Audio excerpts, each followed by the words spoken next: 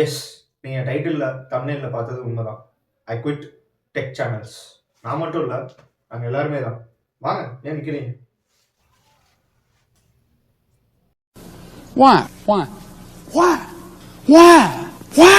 எதனால குவிட் பண்ணேன்னு டைரக்ட்டா சொல்றதுக்கு பதிலா, ஆக்சுவலா இங்க என்ன நடந்துச்சுன்றத ஒண்ணு சொல்லியே ஆகணும். ஆமா, யார் நீ? டேய் டேய் டேய், யாரா நீ? உனக்கு தெரியல? உனக்கு தெரியல? பாத்தியா? நீ யாருன்னு எனக்கு தெரியல, நான் யாருன்னு உனக்கு தெரியல. நிறைய யூடியூப் சேனல்லாம் இருக்கும். நிறைய ப்ராடக்ட்ஸை வாங்குவாங்க, நிறைய ரிவ்யூ பண்ணுவாங்க. அட்வான்டேஜஸ் என்ன, டிஸ்அட்வான்டேஜ் என்ன, இது யூஸ் பண்ணது யாருக்கு யூஸ் ஆகும், யாருக்கு தேவையில்லைன்ற அளவுக்குலாம் டீட்டெயிலாக வந்து நிறைய வீடியோஸ் வந்து நிறைய டெக் சேனல்ஸ் வந்து பண்ணிகிட்டு இருந்தாங்க. இதெல்லாம் எங்கே மாறுச்சு அப்படின்னு கேட்டிங்கன்னா, இந்த சேனல்ஸ் எல்லாமே வந்து பார்த்தீங்கன்னா ஆட் ஏஜென்சியாக மாற ஆரம்பிச்சிருச்சு. வாங்க சார், வாங்க சார், காலங்காலமாக உங்களை கடித்து கோரி சித்திரவதை செய்து கொண்டிருக்கின்ற மூட்டை பூச்சியை சுலோகமாக கொள்ளும் நவீன மிஷின். அதுன்னு எப்படி அடைஞ்சிச்சு மாறுச்சு அப்படின்னு கேட்டிங்கன்னா, ரொம்ப சிம்பிளாக சொல்லணும்னா, என்கிட்ட ஒரு ப்ராடக்ட் இருக்குது, நான் ஒரு கம்பெனி வச்சுருக்கேன், மார்க்கெட்டிங்க்கு டிவியில் பேப்பரில் இந்த மாதிரிலாம் விளம்பரம் பண்ணுறேன். இது வந்து ஒரே ஒரு மெயின் ஸ்ட்ரீம் ஆஃப் ஆடாக மட்டும் தான் போய் சேரும். இப்போ அதுக்கு பதிலாக சேனல் வச்சுருக்கிற ஒரு 10 சேனல் இருக்கணுங்க, நான் விலைக்கு வாங்கிடுறேன்.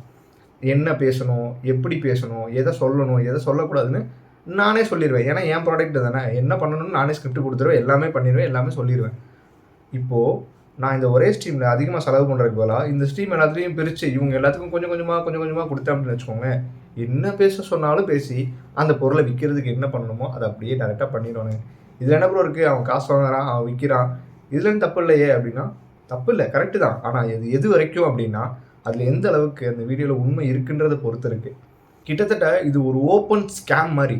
ஒன்றுக்குமே இல்லாத ஒரு ப்ராடக்ட், இல்லை அந்த ப்ராடக்ட்டில் ஏதோ ஒரு பிரச்சனை இருக்குது, ஆனால் அந்த பிரச்சனையை கடைசி வரைக்கும் சொல்லாமல் இந்த ப்ராடக்ட்டில் எல்லாமே இருக்குதுன்னு சொல்லி அப்படியே பார்க்குற சப்ஸ்கிரைபர் தலையில் அப்படியே தூக்கி கட்டி வருவானுங்களே, இங்கே தான் பிரச்சனை. அது மட்டும் இல்லை, கவர்மெண்ட் வந்து ரூல்ஸே வச்சுருக்கு. நீங்கள் வந்து காசு வாங்கிட்டு ஒரு வீடியோ போடுறீங்கன்னா கீழே வந்து பெய்டு ப்ரொமோஷன் அப்படின்னு ஒரு டேக் ஒன்று போடணும்னு சொல்லியிருக்கு. அந்த பெய்டு ப்ரொமோஷன் டேக்கே போடலைன்னா எக்ஸ்ட்ரா பணம் தருவாங்க. அப்போது அது விளம்பரம் மாதிரி தெரியாது, ஏதோ ஓனாக ரிவ்யூ சொல்கிறாங்க அப்படின்னு சொல்லி நிறைய பேர் வாங்கிடுவாங்கள்ல, அதுக்காக தான். இப்போ நான் டெக் வீடியோஸ் அதிகமாக பார்க்குறேன், இந்த இடத்துல வந்து இப்படி காசு வாங்கிட்டு இந்த மாதிரி சொல்லாமல் வந்து ஏதோ ஒரு ப்ராடக்ட்டை வித்துடுறாங்க, இல்லை கவர்மெண்ட் ரூல்ஸை வயலேட் பண்ணி ஒரு விஷயம் பண்ணுறாங்க. இது இல்லாமல் இதை நம்பி வாங்குறவனுக்கு அதில் எந்த பிரயோஜனமே இல்லாமல் போயிடுது. அதில் நிறைய பிரச்சனைகள் இருக்குது. இந்த மாதிரிலாம் விஷயங்கள்லாம் இருந்தாலுமே கூட இன்னொரு பக்கம் என்ன ஒரு பெரிய பிரச்சனைனா, என்னால் பெஸ்ட்டாக ஒரு எக்ஸாம்பிள் சொல்ல முடியும். எல்லாருக்குமே நல்லா தெரிஞ்ச விஷயம் என்னென்னா, போன வருஷம் வந்து ஆப்பிள் வந்து அவங்களோட விஷன் ப்ரோ லான்ச் பண்ணாங்க.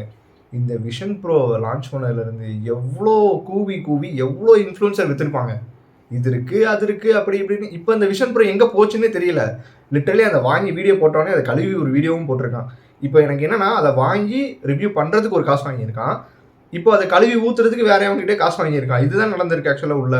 அண்ட் அஸ் அ ஆடியன்ஸாக, ஒரு சாதாரண ஒரு ஆளாக நான் இந்த வீடியோவை பார்க்குறப்போ அது எனக்கு எவ்வளோ கோவம் வர வைக்கும்னு கொஞ்சம் யோசிச்சு பாருங்களேன். நான் ஒரு கடைக்கு போய் ஒரு பொருளை வாங்குகிறேன், ஒரு 15,000 20,000 ஃபோனோ ஏதோ ஒரு எலக்ட்ரானிக் கேஜெட்டோ ஏதோ ஒன்று வாங்குகிறேன். இதில் இந்த ஃபீச்சர் இருக்குது, இல்லை அந்த ஃபீச்சர் இருக்குதுன்னு சொல்லி என்கிட்ட வித்துடுறானுங்க. இதை ஏதோ ஒரு பிரச்சனை வர ஆரம்பிக்குது. ஆனால் இதை போய் நான் கேட்கும்போது அவன் என்ன சொல்கிறான்னா, அது அப்போ அப்படி இருந்துச்சுங்க, இப்போ வேணால் அதை விட அட்வான்ஸாக வேறு ஒன்று வந்திருக்கு, நீங்கள் மறுபடியும் இன்னொன்று வாங்கிக்கோங்க அப்படின்னு சொல்கிறான். இந்த இடத்துலையும் அவன் என்கிட்ட பொருளை விற்கிறதுக்கு தான் வரானே தவிர, என் பிரச்சனை என்னன்னு தெரிஞ்சுட்டு எனக்கான சரியான ஒரு கேஜெட்டை கொடுக்கறதுக்கு அவன் ரெடியாக இல்லைல்ல. விச் மீன்ஸ் ஒரு ஃபோனோ, ஒரு ஸ்மார்ட் வாட்சோ, இல்லை ஏதோ ஒரு எலக்ட்ரானிக் ப்ராடக்ட்டோ மார்க்கெட்டுக்கு புதுசாக வருது, அதுக்கு காசு வாங்குறான், அதை விற்று முடிச்சிடுறான். இப்போது இந்த ப்ராடக்ட்டில் இருக்க பிரச்சனையை பற்றி வாயவே அதுக்கடுத்து திறக்கவே மாட்டானுங்க. ஏன்னா அதுக்கடுத்து ப்ராடக்ட் மறுபடியும் வேறு ப்ராடக்ட் லான்ச் ஆக ஆரம்பிச்சிடும், அவன் அங்கே போயிடுவான். இப்போ என்னன்னா, நான் ஒவ்வொரு தடவையும் இந்த ப்ராடக்ட்டில் அப்கிரேட் பண்ணிக்கிட்டே இருக்கணும். இவன் என்ன பண்ணிருக்கான், காசு வாங்கி என்கிட்ட அதை விற்றுக்கிட்டே இருக்கான். எனக்கே தெரியாமல், என்னோட கான்சியஸே இல்லாமல் என் பணம் சம்மந்தமே இல்லாத, எனக்கு தேவையே இல்லாத ஒரு பொருளுக்கு போய்கிட்டே இருக்குது. அவன் காசு வாங்கி வீடியோ பண்ணிட்டான், அவன் வளர்ந்துட்டான், அவன் பெரிய ஆள் ஆகிட்டான் அப்படின்னு கத்துறதுல எனக்கு எந்த யூஸுமே கிடையாது. என்னோட ஒரே ஒரு கேள்வி என்னென்னா, அதை ஏன் பெய்டு ப்ரொமோஷன்னு சொல்லலை? இந்த வழியா எவனாவது போவானா? நீ சொல்லி தொலைஞ்சிக்கலாமல. அதை பெய்டு ப்ரொமோஷன் சொல்லி தொலைஞ்சிருந்தேன்னா, நான் பாட்டுக்கு ஓனாக ரிசர்ச் பண்ணி, இல்லை எனக்கு என்ன தேவைன்றதை நான் பார்த்துட்டு போயிருப்பேன். இன்னொன்னா, இந்த யூடியூப் அடிக்ஷன் வேறு. ஒரு டெக் வீடியோஸ் பார்க்க ஆரம்பிச்சோன்னு வச்சுக்கோங்களேன், அது ரிலேட்டடான ப்ராடக்ட்டோ இல்லை ஒரு பிராண்டோட ப்ராடக்ட்டோ புதுசாக லான்ச் ஆகிட்டே இருக்கும். அப்படி இல்லைனா இந்த ஃபோன்ஸை கம்பேர் பண்ணுறது, ஸ்மார்ட் வாட்சஸை கம்பேர் பண்ணுறது, இல்லை சிஸ்டம்ஸை கம்பேர் பண்ணுறதுன்னு சொல்லி இந்த கம்பேரிட்டிவ் வீடியோஸும் வந்து போட்டே இருப்பானுங்க. இதில் என்ன ஹைலைட்னா இந்த கம்பேரிட்டிவ் வீடியோவுமே வந்து ஒரு ப்ரொமோஷன் வீடியோவாக தான் இருந்திருக்கு. அதுவே தெரியாமல் தான் இவ்வளோ நாளாக அந்த வீடியோலாம் பார்த்துட்டு இருந்திருக்கோம். இப்போ இந்த வீடியோவை நான் மேக் பண்ணுறதுக்குமே ஒரு முக்கியமான காரணம்னா லாஸ்ட்டாக வந்து ஒரு 2-3 நாளாக வந்து இந்த tech pass tech super star issue வந்து போயிட்டே இருக்குது அப்படின்றது மட்டும் கிடையாது. இது இல்லாமல் சில விஷயம் வந்து நான் பர்சனலாகவும் நிறைய சேனல்ஸில் நோட்டே பண்ணியிருக்கேன். ஆனால் என்னென்னா அதெல்லாம் தனியாக ஒரு வீடியோவாக என்னால் வந்து மேக் பண்ண முடியல, எதுவும் பண்ண முடியல. இப்போ தான் இது ஒரு பெரிய விஷயமா எடுத்து எல்லா யூடியூபர்ஸுமே பேச ஆரம்பிச்சிருக்காங்க. அப்போ இந்த டைமில் மட்டும்தான் வந்து இதை சொன்னாவோ ஏதோ பேசினாலோ இது வந்து ஒரு ஷவுட் அவுட் கொடுத்த மாதிரியாவது இருக்கும். அப்படி இல்லைனா இந்த விஷயம் தொடர்ந்து நடந்துக்கிட்டே தான் கண்டினியூஸாக இருந்திருக்கும். அண்டு எனக்கு தெரிஞ்ச சிட் ஃப்ரீக்வன்சின்னு நினைக்கிறேன், அந்த சேனலில் தான் வந்து இதை வந்து ஒரு 1.25 மணி நேரமாக வந்து வீடியோ போட்டிருந்தாங்க. ஸோ அந்த வீடியோ கம்ப்ளீட்டாக பார்த்தா தான் தெரியுது ஒரு என்ன சொல்ல ஜென்ரலாக இருக்கிற ஒரு ஆடியன்ஸை மேனிப்புலேட் பண்ணுறதுக்கு எந்த அளவுக்கு ஒரு ஸ்கிரிப்ட் ரெடி பண்ணுறாங்க. அவன் ஸ்கிரிப்ட் ரெடி பண்ணது கூட பிரச்சனை இல்லைங்க, அதில் எமோஷனை ஆட் பண்ணி அதில் எவனோ ஒருத்தனை சம்மந்தம் இல்லாமல் திட்டுறதுக்கு ஸ்கிரிப்ட் ரெடி பண்ணி என்னால் நம்ப முடியல. இப்போ இந்த அளவுக்குலாம் ஒரு மனுஷன் இருப்பாங்களா? இப்படிலாம் கூட வந்து ஒரு சேனலை ரன் பண்ணுவாங்களா? இப்படிலாம் கூட போய் சொல்லி ஏமாற்றுவாங்களா? கொஞ்சம் கூட வந்து உங்களுக்குலாம் வந்து அந்த விஷயம் உறுத்தலையா அப்படின்றது தான். இவ்வளோ பேர் பார்க்குறாங்கல்ல. ஏன்னா இவங்க சொன்ன ஒரு கேட்டகரி சேனல் எல்லாமே பார்த்தீங்கன்னா வந்து ஆல்மோஸ்ட் லைக் ஒரு 1 மில்லியன் ஃபாலோவர்ஸ் இருக்கிற சேனல். அதில் ஒரு 10 லட்சம் ஃபாலோவர்ஸ் இருக்காங்கன்னா எனக்கு தெரிஞ்சு கண்டிப்பாக வந்து அந்த வீடியோ பார்க்குறது வந்து ஒரு 50% பார்ப்பாங்க. ஒரு 4 லட்சம் ஒரு 5 லட்சம் பேராவது பார்ப்பாங்க.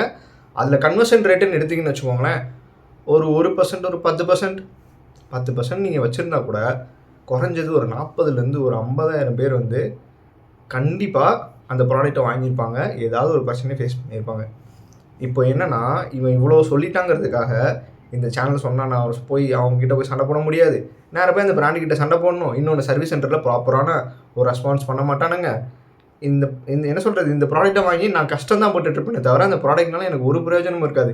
நான் என் நேரத்தையும் செலவு பண்ணி என் பணத்தையும் செலவு பண்ணி இதில் எனக்கு பிரச்சனையே வேறு இதில் வந்துட்டுருக்கும். நான் மறுபடியும் தெளிவாக ஒரு விஷயம் சொல்கிறேன். இது வந்து நான் வெறும் டெக் சேனல் வந்து டெக் வீடியோஸ் நான் பார்க்கறதுனால டெக் சேனலில் இந்த விஷயங்கள் இவ்வளோ இருக்குன்னு தெரிய வந்திருக்கு.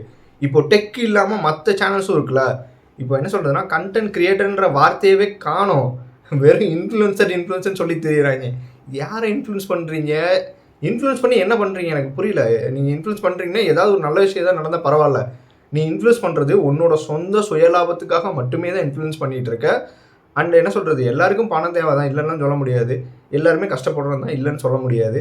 ஆனால் எந்த வழியில் அந்த பணத்தை சம்பாதிக்கணுன்ற ஒரு விஷயம் இருக்குல்ல, அதை பற்றி கொஞ்சமாவது யோசிச்சிருக்கணும். இவ்வளோ வந்து பொய் சொல்லி இவ்வளோ ஸ்கிரிப்ட் பண்ணி இவ்வளோ பேர் ஏமாற்றி சம்பாதிக்கிறதுக்கு பதிலாக அந்த பணம் வர்றதுக்கு ஒரு நியாயமான வழி இருந்திருக்கணும்ல.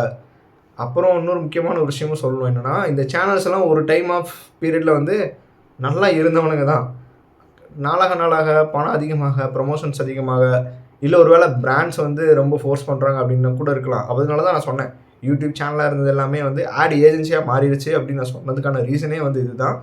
அண்டு இதுக்கு மேலே நான் வந்து ரொம்ப சொல்ல விரும்புவேன். ஏன்னா இதை பற்றி ஆல்ரெடி எல்லா யூடியூப் சேனல்லையும் பேசி முடிச்சுட்டாங்க. எனக்கு தெரிஞ்சு நான் தான் லாஸ்ட்டாக பேசுகிறேன்னு நினைக்கிறேன். எனக்கு வந்து லாஸ்ட்டாக ஒரு யூடியூப் சேனல் பார்த்தேன். அதில் அவர் சொன்ன மாதிரி தான் என்னென்னா, யூடியூப் வரியா, டைம் பாஸ் பண்ணுறியா, பொழுது போலையா பாரு, சும்மா அந்த இன்ஃப்ளூயன்சர் அதை சொன்னான், இந்த சேனலில் இதை சொன்னான் அப்படின்னு அதை சீரியஸாக லைஃப்பில் எடுத்துகிட்டு எதுவும் பண்ணாத.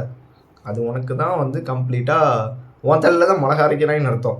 இந்த சேனலில் அந்த சேனலில் போய் திட்டுமா, அந்த சேனல் இந்த சேனலில் போய் திட்டுமா, நம்ம வாழ்க்கை நடுத்தரில் தான் நிற்கணும் கடைசியில். ஸோ எனக்கு தெரிஞ்ச விஷயத்த நான் சொல்லிட்டேன். வேறு ஏதாவது நான் மிஸ் பண்ணியிருந்தேன் இல்லை ஏதாவது சொல்லணும்னு நினைக்கிறேன்னா கமெண்ட்டில் சொல்லுங்கள். கண்டிப்பாக இன்னொரு வீடியோவில் பேசுகிறோம்.